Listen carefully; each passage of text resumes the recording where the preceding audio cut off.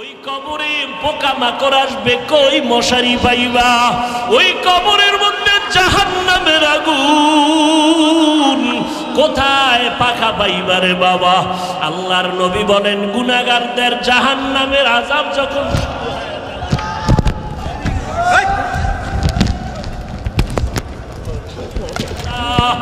জাহান্নামের আগুনটা কেমন আগুন,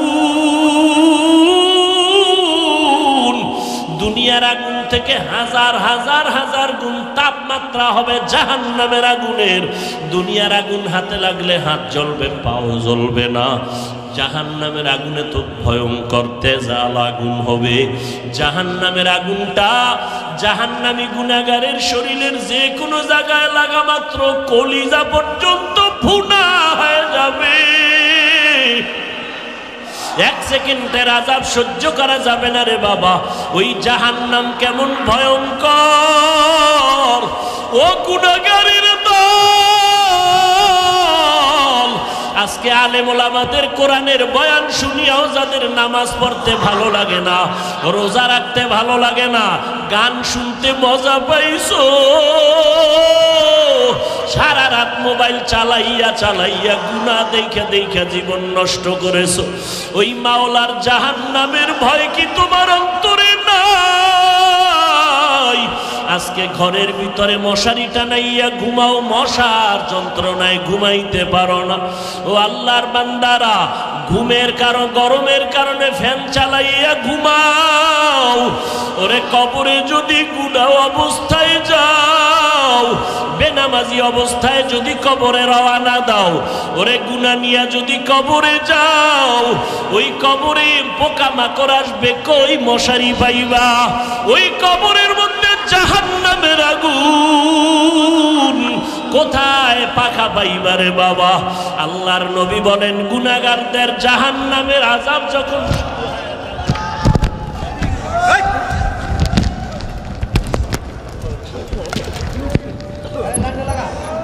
ভাইরা আমার, যখন কবরের আযাবটা শুরু হয়ে যাবে, ও আল্লাহর বান্দারা, এগুলো সহ্য করার মতোই না। যারা 24টা ঘন্টা জাহান্নামের ধ্যান করে ধারণা নিয়ে চলে, এরা জাহান্নামকে ভয় যখন অন্তরে ঢুকিয়া যায়, তখন আর নিজেরে কন্ট্রোল করতে পারে না রে বাবা। নিজের মধ্যে যদি একটু জাহান্নামের ভয় থাকতো, তুমিও চোখের পানি ছেড়ে কান্না করতা। এমন এক মজলিসে বসছো, আল্লাহ পাক দয়ার মালিক তওবার দরজা খুলে রাখছেন। ও বান্দা, তওবার দরজায় ফিরিয়ে আসো। আল্লাহ পাক কত দয়ার মালিক। পাহাড় সমপরিমাণ যদি গুনাহ করো, আল্লাহকে যদি মনে মনে বলতে পারো, আল্লাহ আমার গুনার কারণে আমার হাত না পাক, আমার চোখ না পাক, আমার জিহ্বা না পাক, আজকে তওবা করলাম, আর গুনাহ করব না, নামাজ ছাড়ব না, বেপরদায় চলব না, মা বাবাকে আর কোনোদিন কষ্ট দিব না, উলামায়ে কেরামের বিরোধিতা করব না, নবীর তরিকার বাহিরে চলব না। আল্লাহ বলেন একটা সেকেন্ডের মধ্যে জীবনের সব গুনাহ মাফ করে দিব। ও আল্লাহর বান্দারা, অন্যের দিকে না তাকাইয়া নিজের গুনার দিকে তাকাও। ও আল্লাহর বান্দা, নিজের চিন্তা করো রে বাবা। একটু চিন্তা যদি করো, তোমার উপরে যদি এখন কেউ খবর দেয় পুলিশ তোমার বাড়ি আসতেছে তোমাকে গ্রেফতার করার জন্য, তুমি কিন্তু এখনো পুলিশকে দেখো নাই, শোনা মাত্র তোমার ভয়, তুমি পালাবার জন্য এদিকে সেদিকে দৌড়াইতে থাকবা, সামনে পানি পাইলে ঝাঁপ দিবা। ওরে আল্লাহর বান্দা, যারা গুনার কথা খেয়াল করতে করতে করতে করতে মুরাকাবার মধ্যে ঢুকতে ঢুকতে যখন তাদের এমন একটা হালাত তৈরি হয়ে গেছে যে গুনার কারণে দেখে চারদিকে আগুন, তখন তাদের অন্তরে এমন ভয় শুরু হয়ে যায়, ওই আগুন থেকে বাঁচানোর জন্য এদিক সেদিক ছোটাছুটি করে, কন্ট্রোল করতে পারে না, দৌড়াদৌড়ি করে চিৎকার দেয়, আর আল্লাহকে বলে আল্লাহ আমাকে মাফ করিয়া দাও, আর আমি অপরাধ করব না। ও আল্লাহর বান্দারা, পুলিশের ভয়ে যদি তোমার খানা দানা বন্ধ হয়, তুমি ছুটাছুটি করতে পারো, আল্লাহর আযাবের ভয় কি কম? আল্লাহর আযাবের ভয়ে যদি সাহাবায়ে কেরাম শুনলাম কান্না করতে পারেন, তোমার চোখে কেন পানি আসবে না রে বাবা?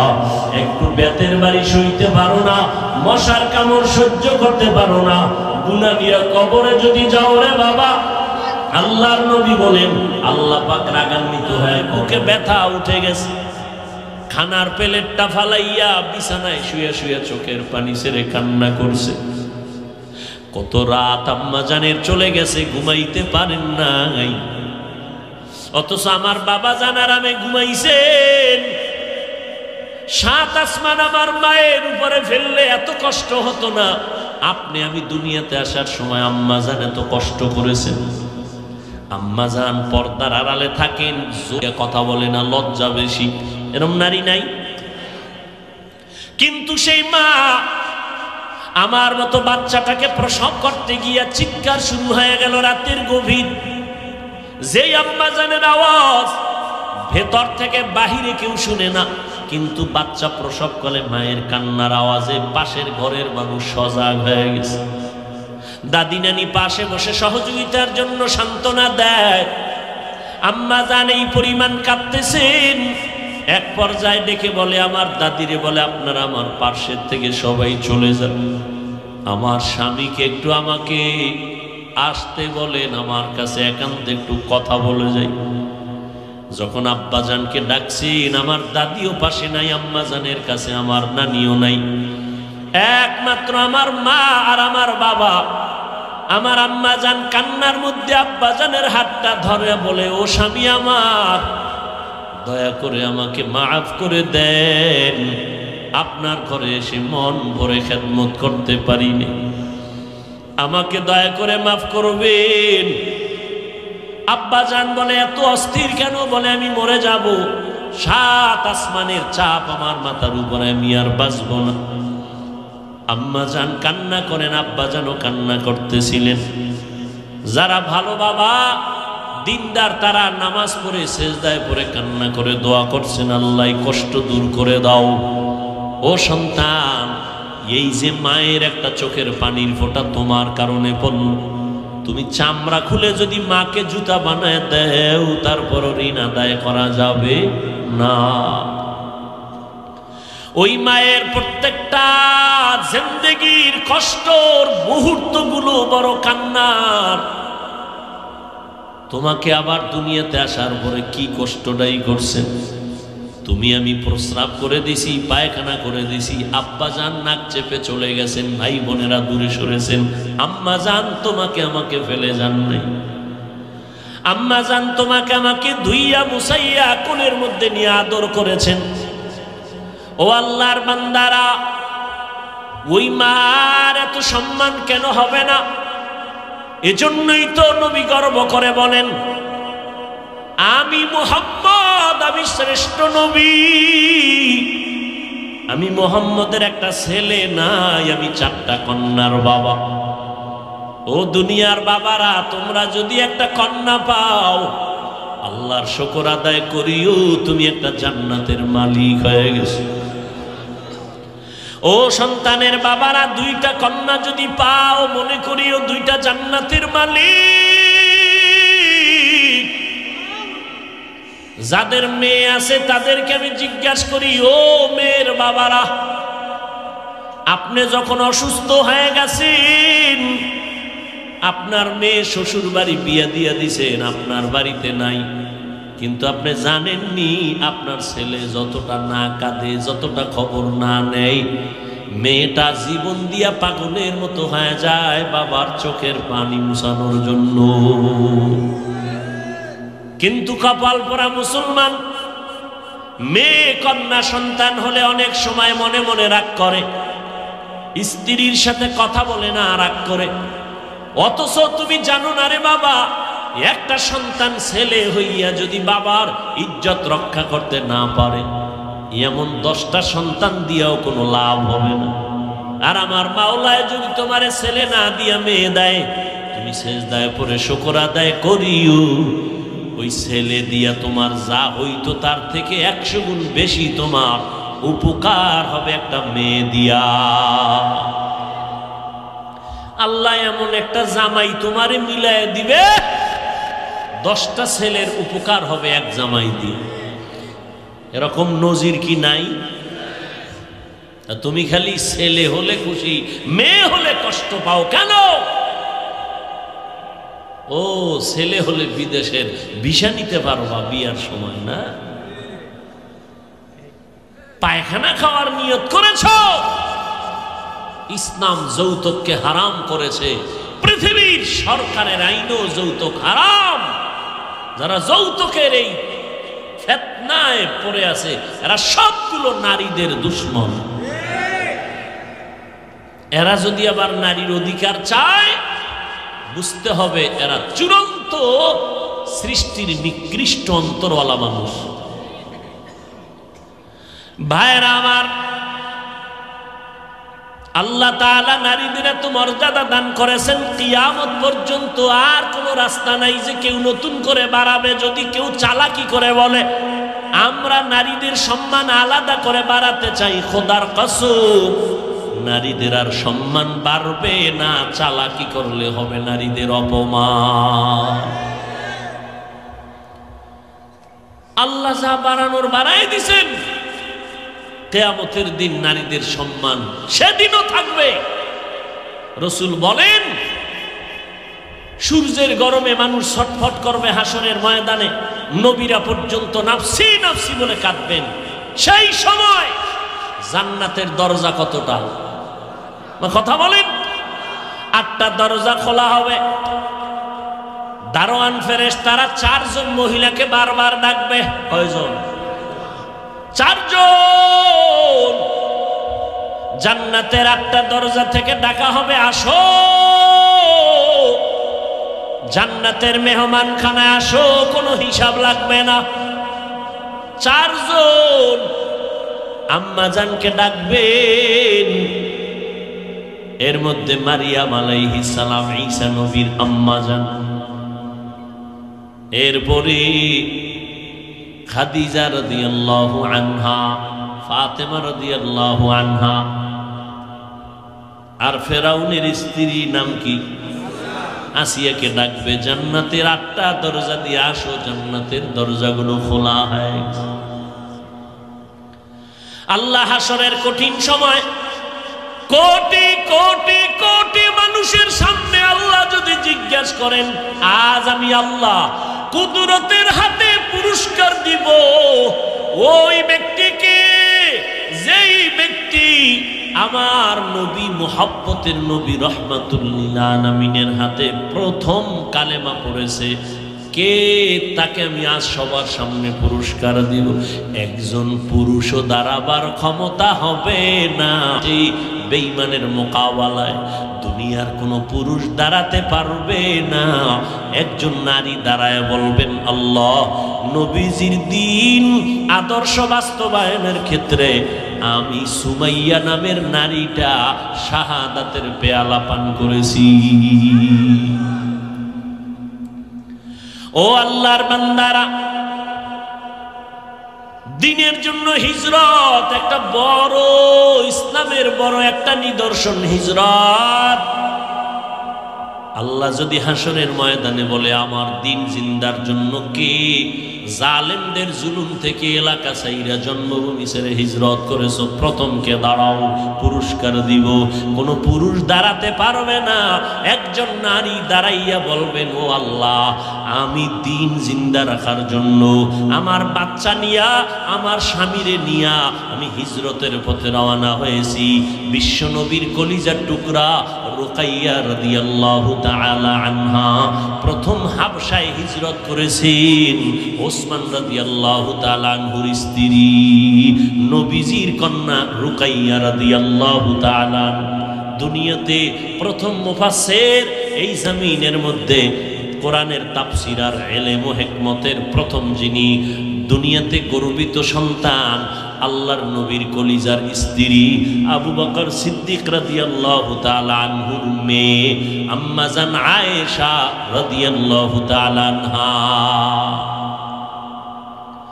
এরে আম্মা জানেরা, সারা রাত যদি আপনাদের মর্যাদার বয়ান করি শেষ করা যাবে না। ওই খাদিজার মতোই তো আপনার একজন নারী ফাতেমা রাদিয়াল্লাহু তাআলা আনহার মতো নারী, আয়েশা রাদিয়াল্লাহু তাআলা আনহার মতো নারী, ফাতেমা রাদিয়াল্লাহু তাআলা আনহার মতো আপনারাই তো নারী। এরে আম্মা জান, আপনাকে বলি না আপনি দরজায় তালা লাগাইয়া আর জীবনে জানালা দিয়েও তাকাবেন না, এটা ইসলাম বলে নাই।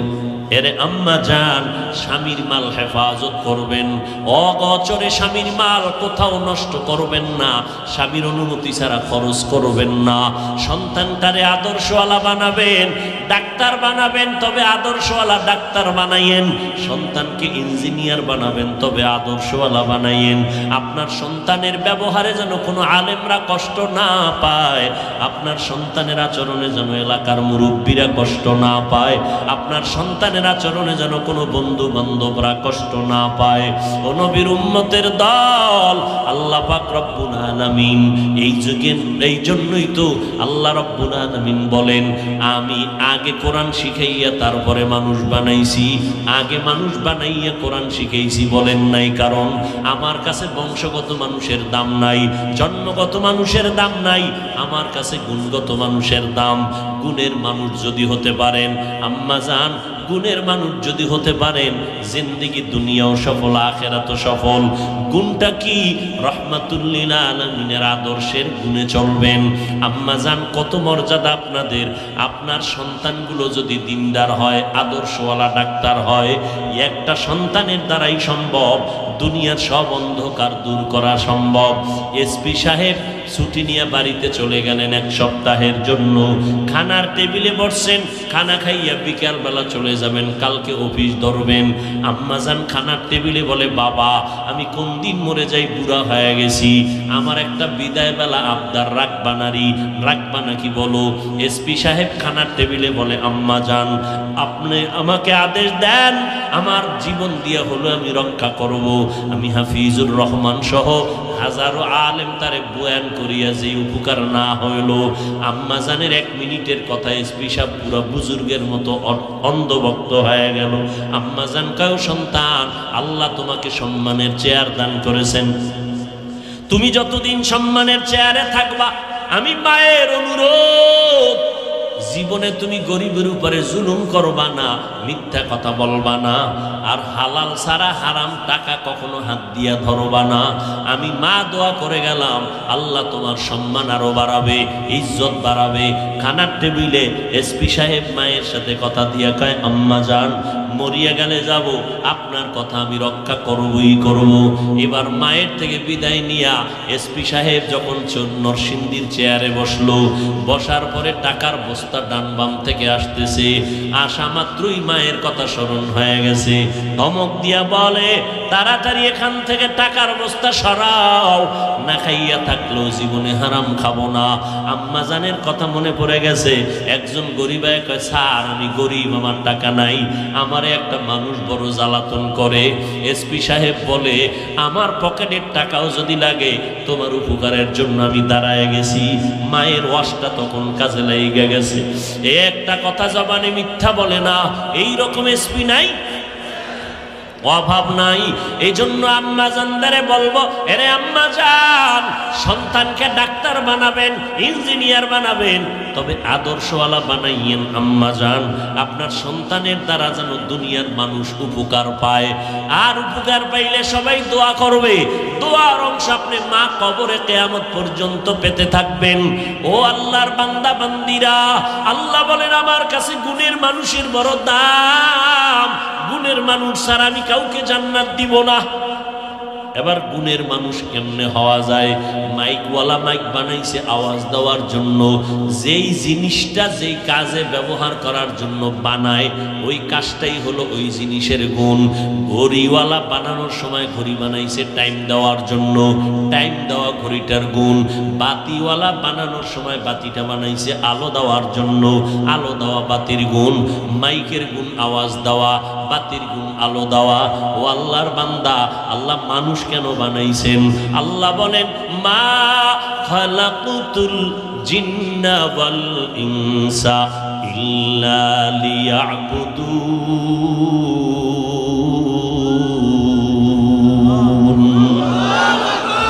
আমি আল্লাহ মানুষ বানাবার একমাত্র কারণ আমার ইবাদত। কার ইবাদত? ইবাদতের জন্য মানুষ বানাইছেন। এবার আমাকে বলেন মানুষের গুণ কি? দেখছেন মাইকের গুণ কি? আওয়াজ দাও। বাতির গুণ কি? পাখার গুণ কি? ঘড়ির গুণ কি? কেন বললাম? যেই জিনিস যেই কাজের জন্য বানায় ওই কাজ ওই জিনিসের গুণ। মানুষ কোন কাজের জন্য বানাইছেন? ইবাদতের জন্য। তো মানুষের গুণ কি? ইবাদত করা। কিন্তু ইবাদত করবেন কেমনে জানতে হবে না? সিস্টেম শিখতে হবে না? জানার জন্য শিখার জন্য লাগবে কোরআন। কি লাগবে? কোরআনের মাধ্যমে ইবাদতের নিয়ম শিখবে। কয় কোরআন পড়তে জানি না, হাদিস ধরো। হাদিসও পারো না, উলামায়ে কেরামের কাছে যাও। কোরআন হাদিস আলেমদের মাধ্যমে শিখিয়া এরপরে ইবাদতে দাঁড়াও। ইবাদত করো, নামাজ পড়ো, ব্যবসা করো, চাকরি করো, সব ইবাদত নবীর জন্যই যদি হয়, নবীর তরিকা আল্লাহর সন্তুষ্টির জন্য করবা। ব্যবসা করো ইবাদত, চাকরি করবা ইবাদত। আর এই ইবাদত করলেই তুমি গুণের মানুষ। গুণের মানুষ হইলে তুমি বিনা হিসাবে জান্নাত। গুণের মানুষ হইতে হলে লাগবে ইবাদত। ইবাদত শিখতে হলে লাগবে কোরআন। কোরআন বুঝতে হলে লাগবে উলামায়ে কেরাম। আল্লাহ এই দিকে ইঙ্গিত করে বলেন, আমি আগে মানুষ বানাই নাই, আগে কোরআন শিখাইছি, তারপরে মানুষ বানাইছি। অর্থাৎ যারা কোরআনের মাধ্যমে ইবাদত শিখে ইবাদত করবে তারা গুণের মানুষ। আর এই গুণের মানুষের জন্য আমি আল্লাহ জান্নাত বানায় রাখছি। ও আল্লাহর বান্দারা, যারা গুণের মানুষ হবে এরা টাকার মায়া না, খাওয়ার মায়া না, সব এই ময়দানে বসে আছে কেন? এরা সব গুণের মানুষ। আল্লাহর কাছে কান্নাকাটি করবে আর খানার মধ্যেও সুন্নত অনুযায়ী খাবে। যারা গুণের মানুষ না এরা বাম হাতে খাবে, বাম হাতে পান করবে, চিন্তাও নাই। হাঁটবে গরুর মতো, চাটবে, চিন্তা নাই। গুণের মানুষটা বাম হাতে কিছু পান করবে না, ডান হাতে পান করবে। এক গ্লাস পানি নিয়া 3 নিঃশ্বাসে পানিটা পান করবে। গুণের মানুষ যারা, এরা ঘুমাইতে গেল ভালো বিছনা তালাশ করবে। এরা কোথাও ইস্তেঞ্জায় গেলে নিরাপদ জায়গা খুঁজবে। যারা গুণের মানুষ না এরা রাস্তার যেখানে সেখানে দাঁড়াইয়া প্রস্রাব করবে।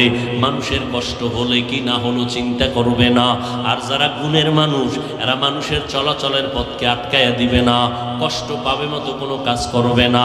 গুণের মানুষগুলো ঘুমানোর সময় ডান কাতে ঘুমাবে, খানার মধ্যে বিসমিল্লাহ পড়ে খাবে, সুন্দরভাবে আল্লাহর মোহাব্বত নিয়ে খাবে, একটা খানা ফালাবে না।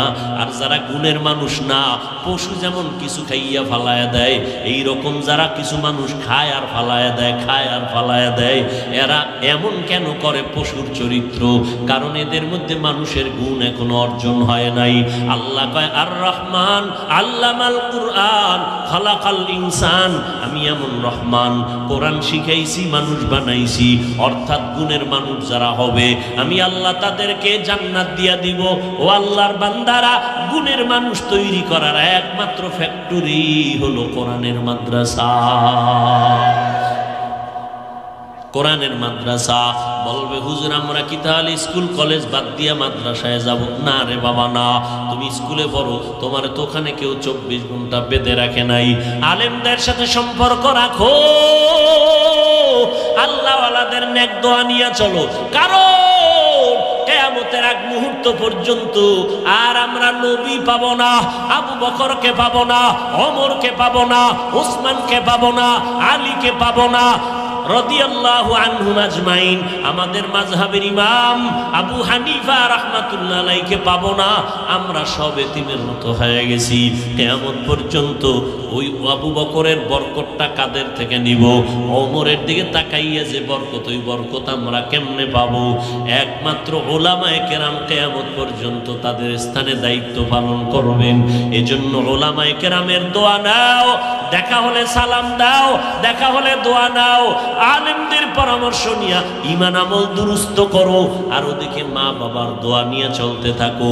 মা যদি মাথায় হাত দিয়া দোয়া করে দেয়, সাথে সাথে আরশে আজিমে কবুল হয়ে যাবে। ও যুবকেরা, ওই মা বাবার দোয়া ছাড়া সামনের পথ অন্ধকার হয়ে যাবে। ও আল্লাহর বান্দারা, আজকে অনেকে মনে মনে ভাবতেছে নবীর তরিকে মতো চলতে গেলে স্বাধীনতা থাকবে না।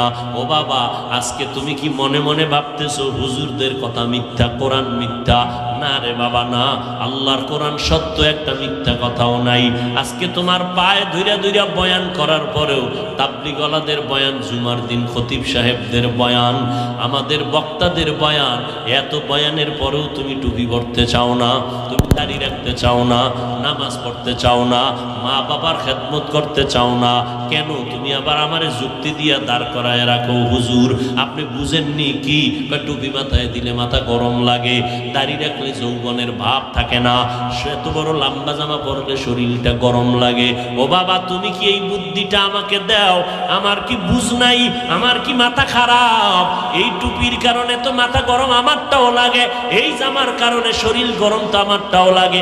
আসতেছে শীতের রাত, ফজরের সময় ঠান্ডা পানি দিয়ে ওযু বানাইয়া নামাজ পড়তে কত কষ্ট। আজকে আমারে কিন্তু কেউ বাধ্য করে নাই, আমার আব্বারও ক্ষমতা ছিল না। আমি যদি দাড়ি কাইটা প্যান্ট শার্ট পইরা রাস্তায় মাস্তানি করতাম, আমাকে কেউ বাধা দিয়ে ফিরাইতে পারতো না।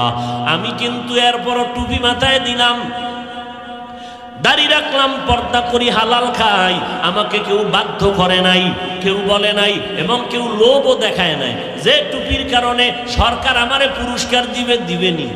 কথা বল না কেন? বরং এই টুপির কারণে কত গালি, দাড়ির কারণে কত গালি। কওমি মাদ্রাসায় পড়ছি, কত বাজে কথা কয়। এই মাদ্রাসায় পড়ে কোনো লাভ নাই, তাবলীগে গিয়ে কোনো লাভ নাই। কত তিরস্কার শোনার পর এরপরও বাবা টুপিটা ফালাই না, এরপরও দাড়িটা কখনো ফালাই না, লম্বা জামা কখনো ফালাই না। ও বাবা, এক ওয়াক্ত নামাজও বাদ দেই না। কারণটা কি জানো? আমার পীরের গোলামি করতে আসি নাই, আমি পীরের হুকুমে টুপি ফালাই না, ব্যাপারটা এমন না। আমি মাওলার কোরআন পড়ে দেখলাম এই কোরআনে কোনো মিথ্যা কথা নাই। ১৫০০ বছর পর্যন্ত কত বড় বড় পণ্ডিতেরা ভুল বের করার অপচেষ্টা করলো, একটা ভুল বের করতে পারে নাই। বরং শেষ পর্যন্ত বহু বিধর্মীরা কালেমা পড়ে মুসলমান হয়ে গেল। ও যুবক, আল্লাহর কোরআন পড়িয়া অন্তরটা এত মজবুত করেছি, যদি তুমি বলতে পারতা যে তোমার পায়ে হাত দিলে তুমি আর দাড়ি কাটবা না, নামাজ ছাড়বা না, আমি তোমার পায়ে হাত দিতাম নিচে নাইমা, আমি এতটুকু পর্যন্ত তৈয়ার হয়ে আর চলি। ও বাবা, তোমারে কিন্তু আমি বলি না কওমি মাদ্রাসায় না পড়লে গুনাহ হবে, তাবলীগে না গেলে জাহান্নামে যাইবা, পীরের কাছে না গেলে তুমি জাহান্নামী হয়ে যাবা, এমন কিন্তু বলি নাই।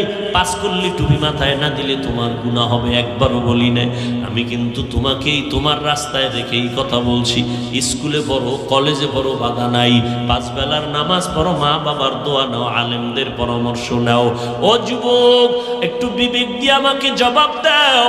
তোমার মতো যুবক জীবনে মাদ্রাসায় পড়ে নাই, স্কুল কলেজে পড়িয়া 5 বেলার নামাজ ঠিক মতো আদায় করে একটু সত্য কথার সাক্ষী দাও, আছে না নাই?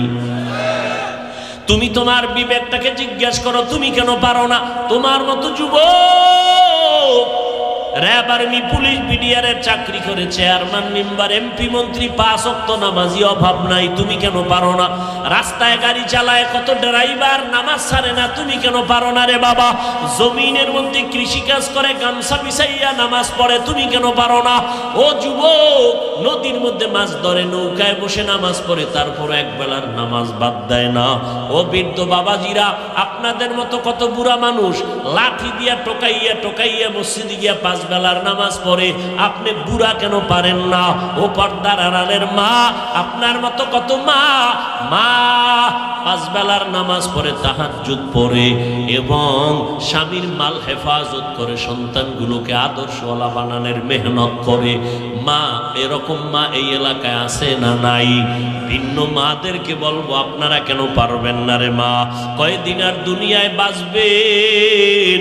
এরে আম্মা জান, মহামারী করোনায় কত মানুষ চলে গেল, আবার এই ডেঙ্গুতে কত প্রাণ চলে যাইতেছে রে বাবা।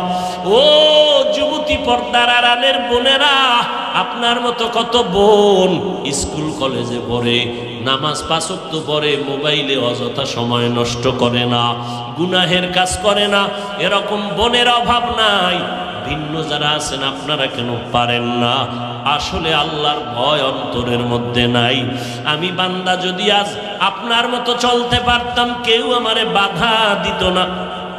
কিন্তু তারপরও কেন দিনের লাইনে আপনাদের বুঝাইতেছি বিনয়ের সাথে নরম হইয়া, কারণ আল্লাহর কোরআন পড়ে দেখলাম আল্লাহ কোরআন এতটাই সত্য, ওই কোরআনে জান্নাতের বয়ান আছে, জাহান্নামের বয়ান আছে। কে জান্নাতে যাবে, কে জাহান্নামে যাবে? অনেকে কথায় কথায় বলে জান্নাতে কে যাবে, কে বলতে পারে? আরে আল্লাহ তো কোরআনে বলে দিছেন জান্নাতে কারা যাবে, জাহান্নামে কারা যাবে। ইন্নাল আবরারা লাফি নাঈম ওয়া ইন্নাল ফুজ্জারা লাফি জাহিম। নেক আমলওয়ালারা জান্নাতের পথিক হয়ে যাবে, যারা গুনাহ করবে এরা জাহান্নামের পথিক হয়ে যাবে। ও যুবক, জান্নাতটা কেমন আরামের ঘর আল্লাহ তাও বলে দিয়েছেন, জান্নাতিন তাজরি মিন তাহতিহাল আনহার, এমন শান্তির জান্নাত যেখানে কোনো অশান্তি নাই। নহর ঝর্ণা দ্বারা থাকবে, মধুর নহর, দুধের নহর, পানির নহর, এমন সুন্দর জান্নাত। মা তাশতাহি আনফুসুকুম, যা চাইবা তাই জান্নাতে পাইবা, যা চাইবা তাই পাইবা। এক কপাল পরা কয় বিড়ি চাইলে পাওয়া যাইবে না। ও আল্লাহর বান্দারা, যা চাইবা জান্নাতে পাইবা, চাওয়াও লাগবে না, মনে মনে কল্পনা করবা দেখবা সামনে হাজির হয়ে যাবে। ও আল্লাহর বান্দা, এমন শান্তির জান্নাত যেখানে কোনো যুবক জীবনে বুড়া হবে না, যুবতী কখনো বৃদ্ধা হবে না, কোনো পুরুষের দাড়ি উঠবে না, মুছ উঠবে না, বাথরুমের প্রেসার কখনো হবে না, জান্নাতে বাথরুমের চিন্তাও হবে না। ওই জান্নাত এমন আরামের ঘর, এমন সুন্দর জান্নাত আল্লাহ নেক আমলওয়ালাদের দান করবেন। নবী বলেন যখন আজরাইল জানটা কবজ করতে আসবে জান্নাতি নেক আমলওয়ালার, আল্লাহ কয় ফেরেশতা জানটা কবজ করার আগে ওরে যেই জান্নাতটা দেওয়া হবে একটা নজর জান্নাতের ছবিটা দেখায়া দাও, বান্দা দেখে নেক ইন্তেকালের পরে কেমন জান্নাত ওর জন্য রেডি। আল্লাহ কোরআনে বলেছেন আবার জাহান্নামে যাবে গুনাহগারেরা, ওই জাহান্নামটা কেমন ভয়ঙ্কর আল্লাহ তাও বয়ান করেছেন। ওয়াইলুল লিকুল্লি হুমাযাতিল লুমাযাহ আল্লাযী জামাআ মালান ওয়া আদ্দাদা ইয়াহসাবু আন্না মালাহু আখলাদা কাল্লা লায়ুনবাযান্না ফিল হুতামাহ ওয়া মা আদরাকা মাল হুতামাহ নারুল্লাহিল মুকাদা। জাহান্নামের আগুনটা কেমন আগুন, দুনিয়ার আগুন থেকে হাজার হাজার হাজার গুণ তাপমাত্রা হবে জাহান্নামের আগুনের। দুনিয়ার আগুন হাতে লাগলে হাত জ্বলবে, পাও জ্বলবে না। জাহান্নামের আগুনে তো ভয়ঙ্কর তেজাল আগুন হবে। জাহান্নামের আগুনটা জাহান্নামী গুনাহগারের শরীরের যে কোনো জায়গায় লাগা মাত্র কলিজা পর্যন্ত ভুনা হয়ে যাবে। এক সেকেন্ডের আযাব সহ্য করা যাবে না রে বাবা। ওই জাহান্নাম কেমন ভয়ঙ্কর। ও গুনাহগারের দল, আজকে আলেম ওলামাদের কোরআনের বয়ান শুনিয়াও যাদের নামাজ পড়তে ভালো লাগে না, রোজা রাখতে ভালো লাগে না, গান শুনতে মজা পাইছো, সারা রাত মোবাইল চালাইয়া চালাইয়া গুনাহ দেখে দেখে জীবন নষ্ট করেছো, ওই মাওলার জাহান্নামের ভয় কি তোমার অন্তরে নাই? আজকে ঘরের ভিতরে মশারি টানাইয়া ঘুমাও, মশার যন্ত্রণায় ঘুমাইতে পারো না। ও আল্লাহর বান্দারা, ঘুমের কারণ গরমের কারণে ফ্যান চালাইয়া ঘুমাও।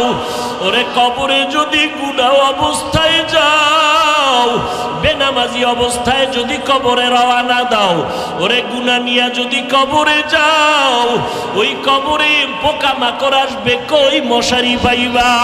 ওই কবরের মধ্যে জাহান্নামের আগুন, কোথায় পাখা পাইবারে বাবা? আল্লাহর নবী বলেন গুনাহগারদের জাহান্নামের আযাব যখন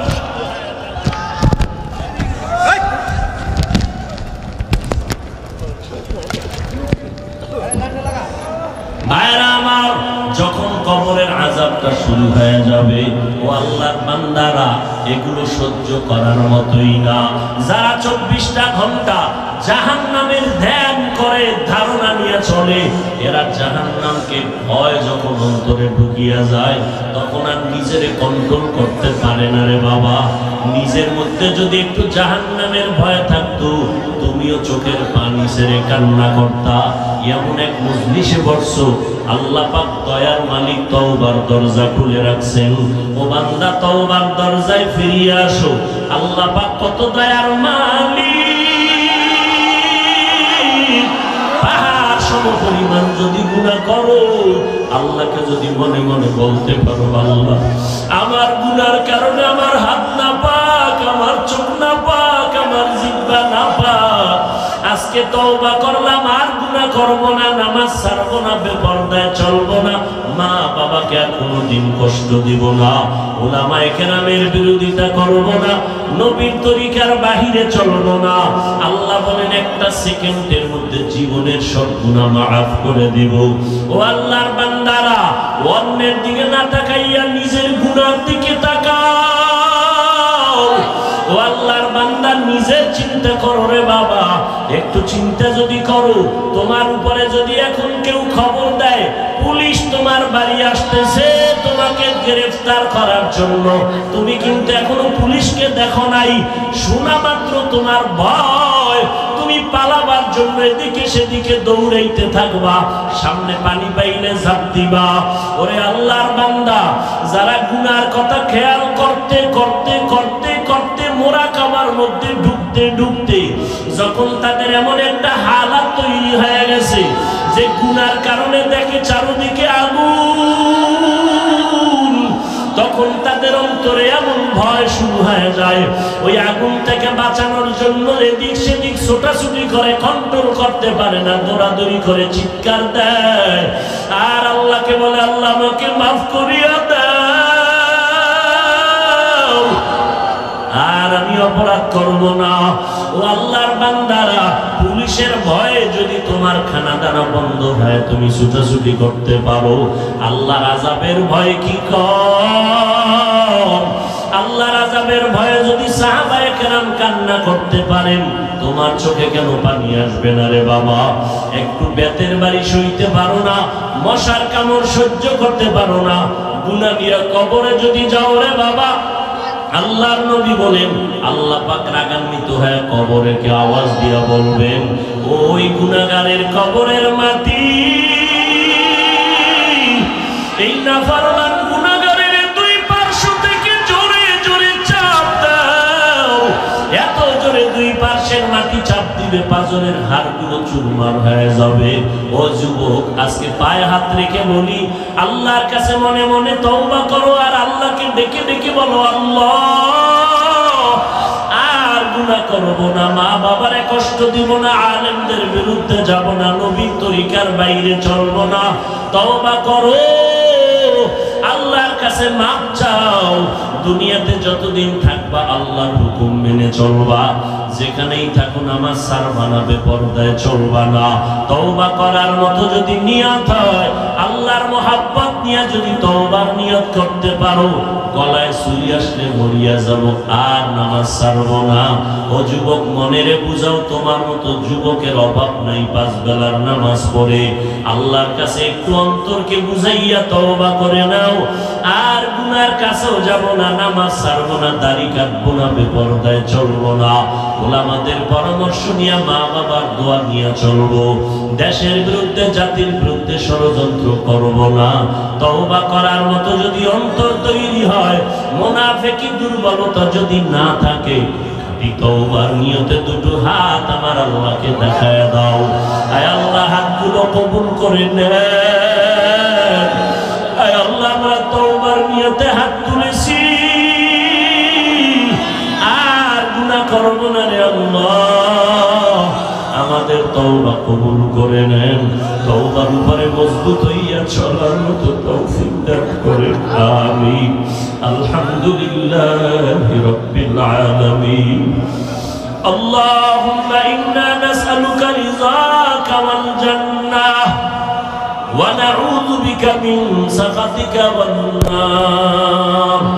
আলহামদুলিল্লাহি রাব্বিল আলামিন والصلاة والسلام على سيد الأنبياء والمرسلين وعلى آله وأصحابه أجمعين اللهم إنك عفو كريم تحب العفو فاعف عنا اللهم إنا نسألك رزاك والجنة اللهم إنا نعوذ بك من البرص والجنون والجذام وسيء الأسقام সকলেরই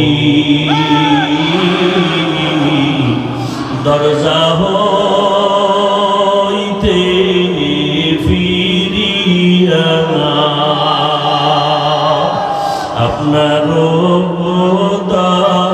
দরজায় রইলা পড়িয়া জীবনে না করিলাম বন্দেগী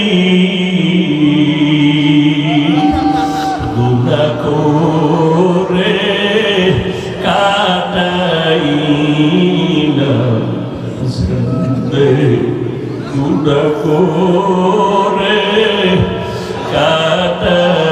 কাটাইলাম জিন্দেগি তওবা করে আবার তওবা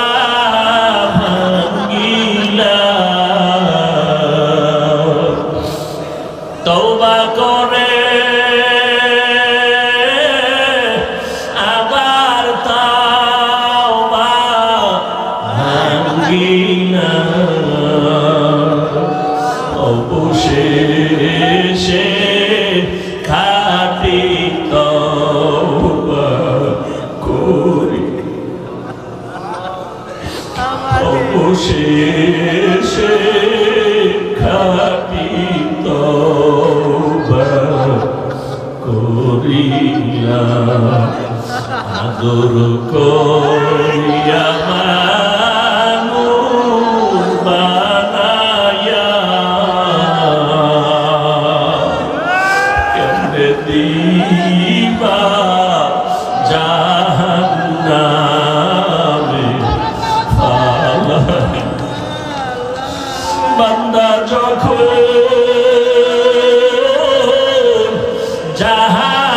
জাহান্নামে জ্বলিবে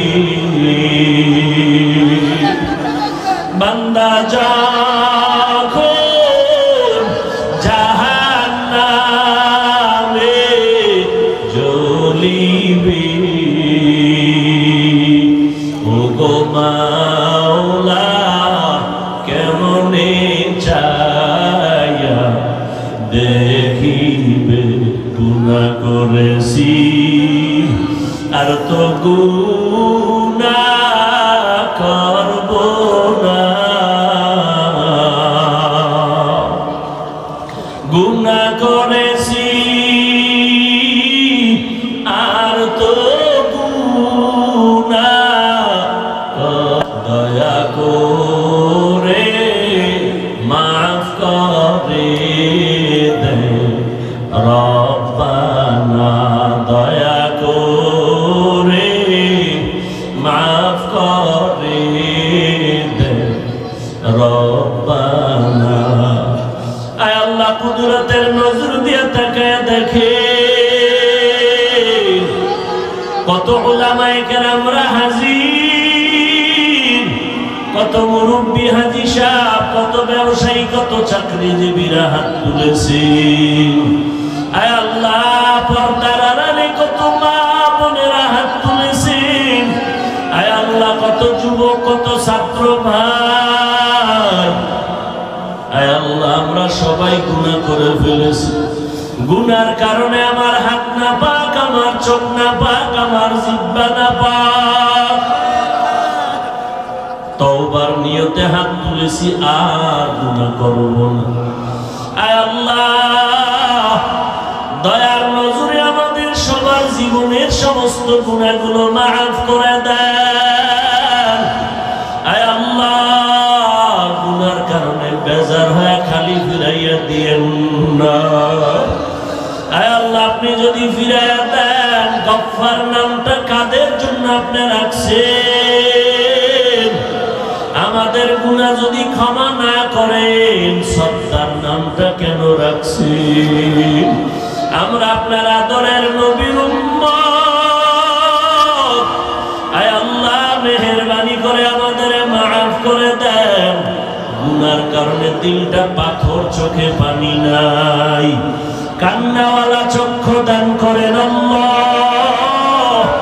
জিকিরওয়ালা জিহ্বা দান করেন, আখিরাতের ফিকিরওয়ালা কলব দান করেন। ও আল্লাহর বান্দারা, চোখের পানি ছেড়ে আল্লাহকে ডাকো। ওরে চোখের পানির বড় দাম, ওই ফিলিস্তিনের দিকে তাকাইয়া দেখো। মায়ের সামনে বাচ্চাকে জবাই করা হয়, বাচ্চার সামনে মা হারায় যায়। রক্তের বন্যার চোখের পানি,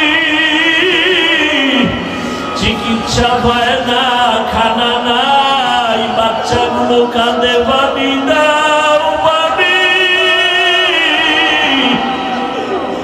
ও আল্লাহর বান্দারা, চোখে পানি আনবে না।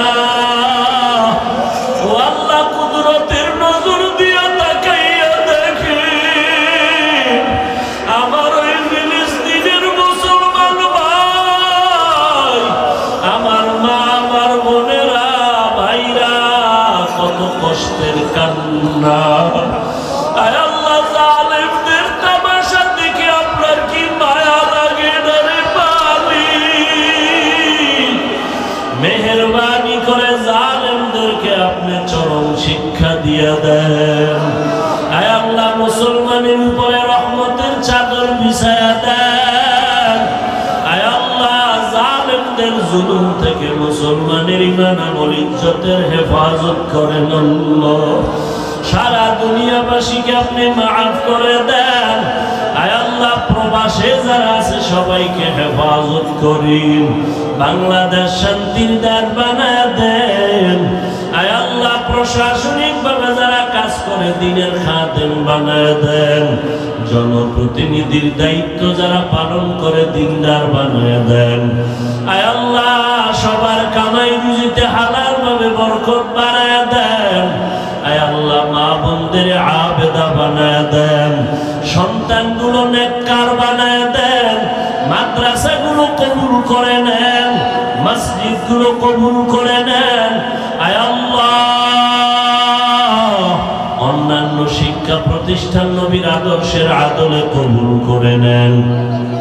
সন্তানগুলো নেককার বানায় দেন। আমার কলিজার প্রত্যেকটা যুবকের দিনের খাদেম বানায় দেন। কোরআন পড়নেওয়ালা নামাজি বানায় দেন। মোবাইলের গুনাহের থেকে আমাদের হেফাজত